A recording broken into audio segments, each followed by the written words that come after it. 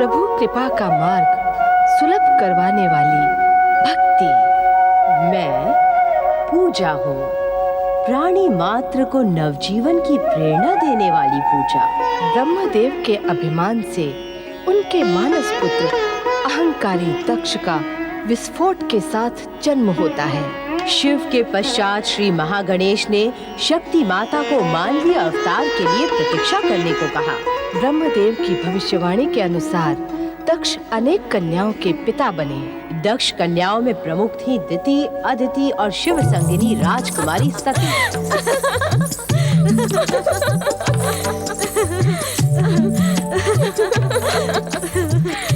ये समय हंसने खिलखिलाने में व्यर्थ कर देने का नहीं है। अदिति, सती, तुम किस चिंता से व्यग्र हो दीदी? क्या तुम उस चिंता से परिचित नहीं? नहीं दीदी। और सती, तुम? मैं भला आपकी चिंता कैसे जान सकती हूँ दीदी? ये चिंता मेरी नहीं है, हम सबकी है। अर्थात तुम उस समाचार से अनभिज्ञ तो नहीं कि पिताश्री हमारे विवाह का विचार कर रहे हैं?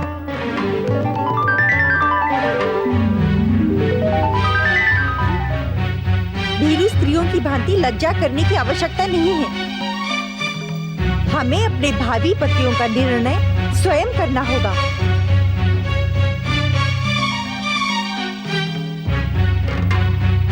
आप उचित नहीं कह रही हैं दीदी।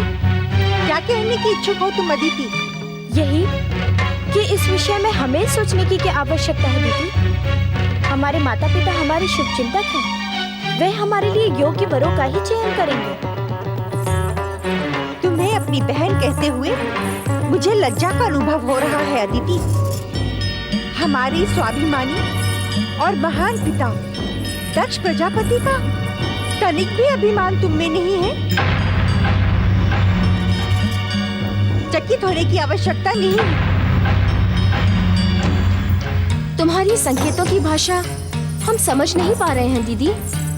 यदि संकेतों की भाषा समझ नहीं पा रही हो तो मैं सरल भाषा में कहती हूँ। क्या तुम दोनों अपने आप को माता पिता की इच्छा के सम्मुख समर्पित कर देने की इच्छुक हो?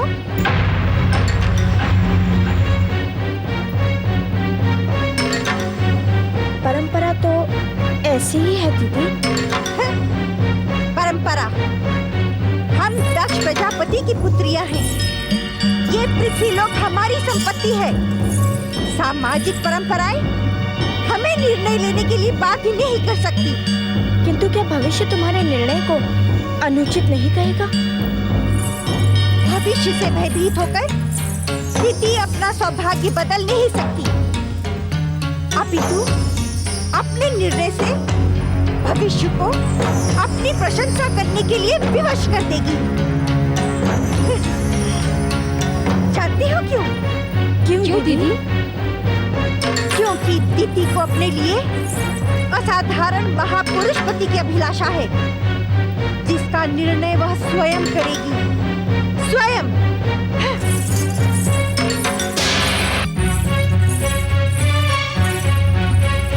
हमारी दीदी हमारे पिता के समान ही अहंकारी हैं। उन्हें अपना कठोर स्वभाव बदलना ही होगा। स्वभाव तो परिस्थितियों के कारण जन्म लेते हैं दीदी। दीदी हम सब बहनों में ज्येष्ठ हैं। उनके जन्म के समय हमारी पिताश्री में अहंकार और प्रतिशोध की भावना अत्यधिक थी। तुम सत्य कह रही हो सती। परिस्थिति अनुकूल होने और हम सबके जन्म के कारण पिताश्री का स्वभाव अब पहले जैसा नहीं रहा, जिसका प्रभाव हम सब पर पड़ा। एक बात पूछूं सती? पूछो ना दीदी। सत्य कहेगी? असत्य क्या होता है ये तो तुम्हारी बहन जानती भी नहीं दीदी। पति के विषय में तेरा क्या विचार है सती? आहो दीदी आहो। क्या हुआ सती? स्मरण करवाकर तुमने मेरे मन को उनकी दिव्य भक्ति से भाव विभोर करा दिया है दीदी। आहो दीदी आहो। उनका स्मरण करवाने के कारण मैं तुम्हारी ऋणी हो गई हूँ। किंतु वे हैं कौन? जन्म जन्मांतर से मुझे आश्रय प्रदान करने वाले मेरे पति परमेश्वर महादेव शिव हैं दीदी। उनके अतिरिक्त मैं किसी और के विषय में विचार भी नहीं कर सकती। किंतु माता पिता ने इसके विपरीत निर्णय लिया तो? निश्चिंत रहो दीदी। श्री महागणेश की लीला और महादेव शिव की इच्छा के कारण माता पिता महादेव को ही मेरा कन्यादान करने के लिए विवश हो जाएंगे।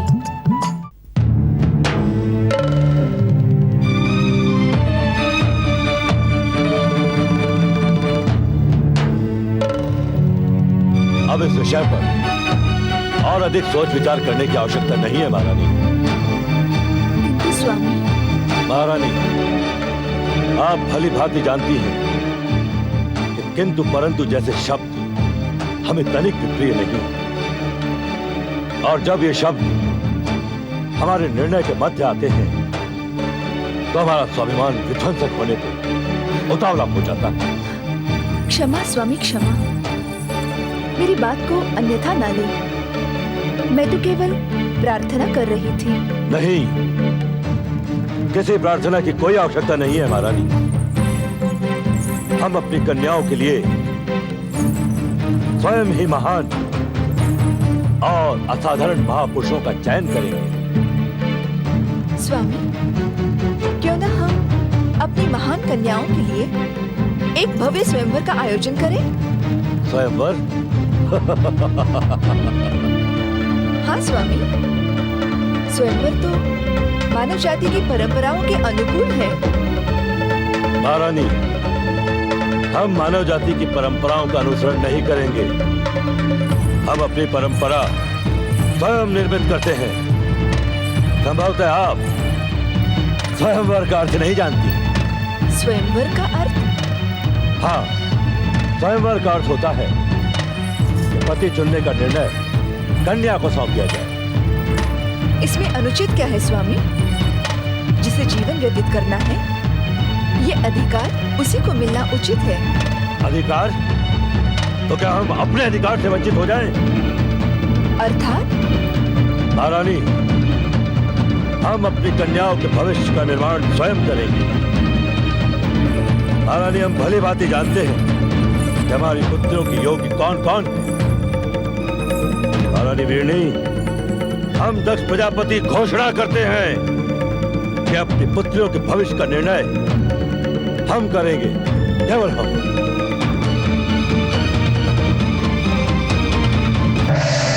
दक्ष,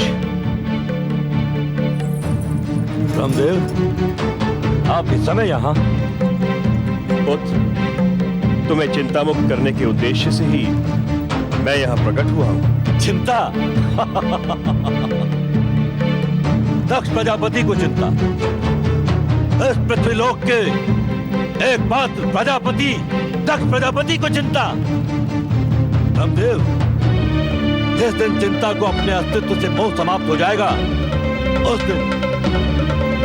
दिन वो दक्ष प्रजापति की ओर आंख उठाकर देखने का भी तो साहस करेगी।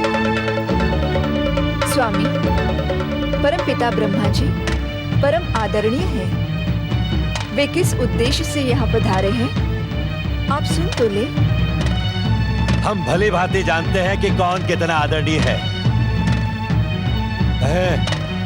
किस उद्देश्य से आए हैं आप यहाँ? पुत्र दक्ष, तुम्हारी पुत्री और हमारी पौत्री प्रिय सती का विवाह महादेव शिव से पूर्व निश्चित है।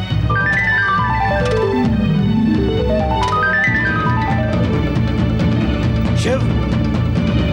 क्या आपने सोच भी कैसे लिया ब्रह्मदेव कि हम अपनी प्रिय और तेजस्विनी पुत्री सती का विवाह उस धन धड़क बबूधारी शिव से करेंगे?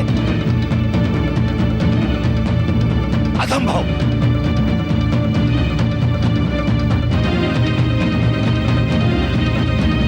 दक्ष, संभवतः तुम महादेव शिव की महानता से अपरिचित हो। इसी कारण तुम उनके प्रति अपमानजनक शब्दों का प्रयोग कर रहे हो। प्रजापति दक्ष अपनी मानता के अतिरिक्त किसी अन्य की मानता को जानने का इच्छुक भी नहीं है ब्रह्मदेव।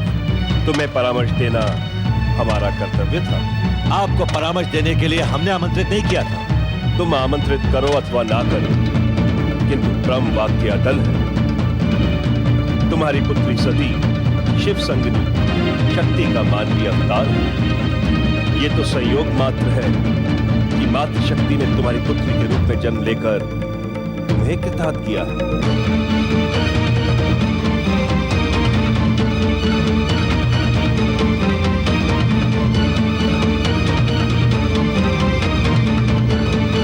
हमारी पुत्री के रूप में जन्म लेकर शक्ति रूपी सती हमारा आदेश मानने को विवश है ब्रह्मदेव।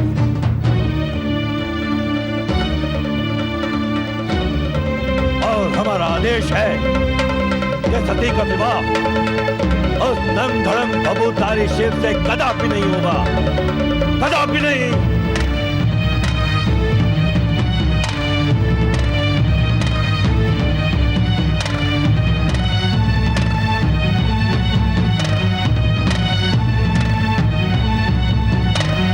तुम्हारी इच्छा मात्र से सृष्टि का अटल सत्य और ब्रह्म वाक्य बदल नहीं सकता पुत्र दक्ष। सती का विवाह महादेव शिव से होकर रहेगा।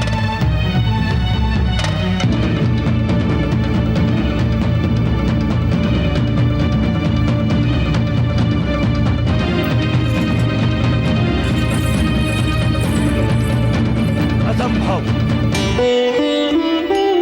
पिताश्री के दृढ़ निश्चय से तो ऐसा प्रतीत होता है कि वे तुम्हारी मनोकामना किसी भी मूल्य पर पूर्ण नहीं होने देंगे।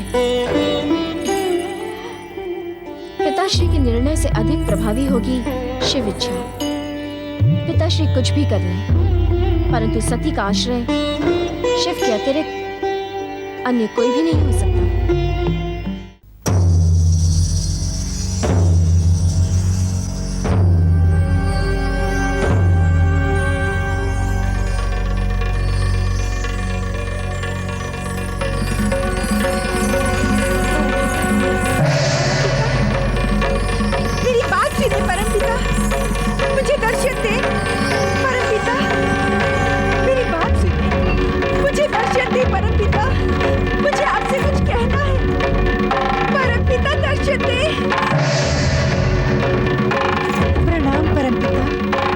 अखंड सौभाग्यवती भव पुत्री। तुम मुझे इस प्रकार क्यों पुकार रही थी पुत्री दीदी? इस प्रकार मेरी उपेक्षा क्यों परमपिता? आप मेरे साथ ऐसा अन्याय क्यों कर रहे हैं? उपेक्षा? अन्याय? मैं कुछ समझा नहीं पुत्री। आप तो हर मन की बात जानते हैं परमपिता। मैं दक्ष प्रजापति की ज्येष्ठ पुत्री और आपकी ज्येष्ठ पौत्री हूँ, किंतु आपने मेरी उपेक्षा करके मेरी छोटी बहन सती के विवाह संबंध की घोषणा कर दी, जबकि दक्ष कन्याओं में विवाह का प्रथम अधिकार मेरा है। पुत्री दीदी, हर किसी के भविष्य का कथन करना उचित नहीं होता। इससे भ्रम उत्पन्न होता है। नहीं परमपिता, अब मुझे भी मेरे भावी पति के विषय में बताएं। यह अनुचित है पुत्री। ब्रह्म वाक्य अटल सत्य होता है परमपिता, वह अनुचित कैसे हो सकता है? आप मेरे आग्रह की उपेक्षा न करें, मुझे बताएं कि मेरा पति कौन होगा। तुम्हारा ही नहीं, अदिति आदि प्रजापति दक्ष की कुल 13 कन्याओं का विवाह कश्यप ऋषि के साथ होगा। ये आप क्या कह रहे हैं परमपिता? मैं इस अन्याय को कदापि स्वीकार नहीं करूंगी। क्या कहने की इच्छुक हो तुम? मेरे पति पर केवल मेरा अधिकार होगा। मैं किसी अन्य का हस्तक्षेप कदापि स्वीकार नहीं करूंगी। अपने पिता दक्ष के समान तुम्हारा स्वभाव भी हठी है, किंतु प्राणी लोक का हर प्राणी नियति के आगे विवश है। अर्थात जिस प्रकार तुम्हारी बहन सती का भविष्य महादेव शिव से जुड़ा है, उसी प्रकार तुम 13 बहनों का भाग्य कश्यप ऋषि से जुड़ा है। मैं इस अटल नियति को पलट दूंगी, इसे कदापि स्वीकार नहीं करूंगी। कठोर से कठोर हट साध कर भी तुम इस अटल नियति को बदल नहीं सकते। आप इस सत्य से भली भांति परिचित हैं परमपिता कि मैं अपने पिता दक्ष के समान ही हठी स्वभाव की हूँ। नियंता की नियति को मैं अपने हट से बदलने पर विवश न कर दूं, तो मेरा नाम भी दक्ष पुत्री दिति नहीं है। दिति, तुम मेरी ज्येष्ठ पौत्री हो। ऐसा कुछ न करना जिससे तुम्हारा सौभाग्य ही संकट में पड़ जाए। दिति का सौभाग्य कदापि संकट में नहीं पड़ेगा परमपिता, अपितु दिति के सौभाग्य में हस्तक्षेप करने वाले का सौभाग्य निश्चित ही दुर्भाग्य में बदल जाएगा। मैं उसे भी नियति का निर्णय ही मानूंगा। समय आपको दिति के सम्मुख नियति की पराजय स्वीकार करने के लिए विवश कर देगा परमपिता। मेरी ज्येष्ठ पौत्री दिति, अपने हट का त्याग करो और इस सत्य को स्वीकार कर लो कि हम सब नियंता के नियति पाश से बने। हम जो कुछ भी करते हैं वो नियंता की इच्छा पर ही निर्भर होता है। हमारा अहंकार उसे अपनी उपलब्धि मान लेता है, किंतु उसका परिणाम कदापि हमारे हित में नहीं होता। धैर्य जीवन की बहुमूल्य उपलब्धि है परमपिता। आपकी ज्येष्ठ पौत्री दिति के सौभाग्य के विषय में अब तो आपको धैर्य रखना ही होगा, क्योंकि नियंता और उसकी इच्छा का हर उत्तर समय आने पर अब दिति का दृढ़ निश्चय देगा। दृढ़ निश्चय अथवा दृढ़ हठ, जिसे मैं दृढ़ निश्चय समझती हूँ, यदि आप उसे हठ समझें तो मुझे तनिक भी आपत्ति नहीं है परमपिता, क्योंकि मुझे निश्चय और हठ में कोई स्थायी अंतर नहीं दिखाई पड़ता। पौत्री, ऐसा प्रतीत होता है कि तुम्हारे अहंकार के कारण ही तुम्हारी गुरुकुल की शिक्षा भी अपूर्ण ही रही। क्या कहने की इच्छुक हैं आप? मेरे पुत्र दक्ष ने इस युग के सर्वश्रेष्ठ विद्वान जिस गुरु के पास तुम्हें शिक्षा प्राप्त करने के लिए भेजा था, विश्वास नहीं होता कि उसने तुम्हें निश्चय और हठ के मध्य स्थायी अंतर का भेद न समझाया हो। इसे आप इस प्रकार भी समझ सकते हैं परमपिता कि दक्ष पुत्री दिति किसी के समझाने पर अपने स्थायी विचारों को कदापि बदलने की इच्छुक नहीं होती। निस्संदेह मेरे गुरु ने मुझे यह पाठ अवश्य पढ़ाया होगा, किंतु मेरी रुचि जिस विषय में नहीं होती उसे मैं सुनने में भी समय व्यर्थ करना समझती हूँ। ऐसी स्थिति में ना तो मैं तुम्हारी कोई सहायता कर सकता हूँ और ना ही किसी प्रकार का परामर्श दे सकता हूँ। हाँ, तुम्हारे और नियति के संघर्ष को अब मैं देखूंगा अवश्य।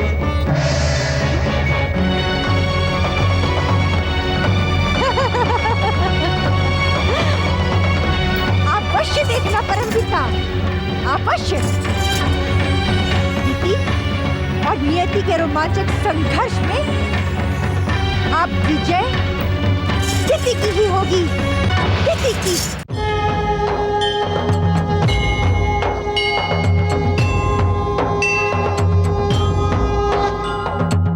मंगल करता अंतर्यामी, रिद्धि सिद्धि के ये है स्वामी। मंगल करता अंतर्यामी, रिद्धि सिद्धि के ये है स्वामी। प्रथम पूज्य है, परम देव है, सबके मिटाए कष्ट कलेश। श्री गणेश, श्री गणेश, श्री गणेश, श्री गणेश, श्री गणेश, श्री गणेश, श्री गणेश, श्री गणेश।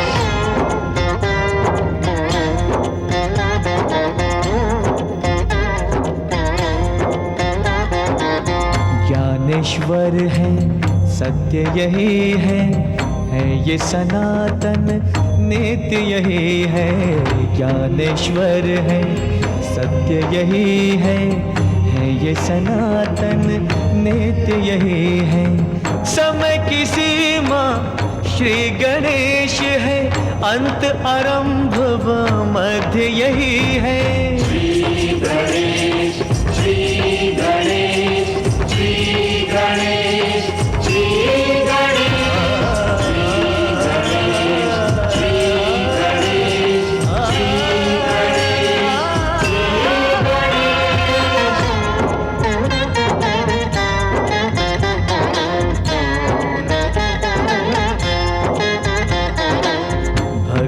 की ये देते शक्ति, भय बंधन से देते मुक्ति। भक्ति की ये देते शक्ति, भय बंधन से देते मुक्ति।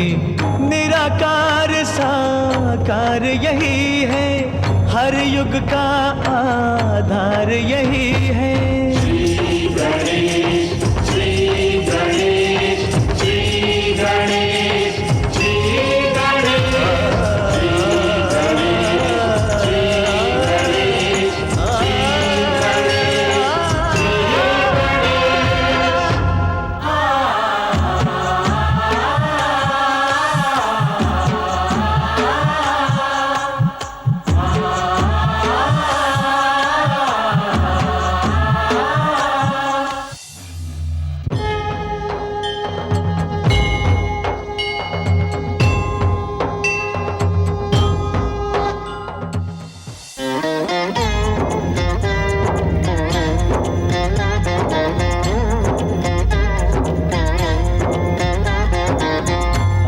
समर्थ ये इनसे जीवन, यही है करता यही है कारण। अर्थ समर्थ ये इनसे जीवन, यही है करता यही है कारण। सारे जगत के भाग्य विधाता, दुख हरता ये है सुखदाता। श्री गणेश,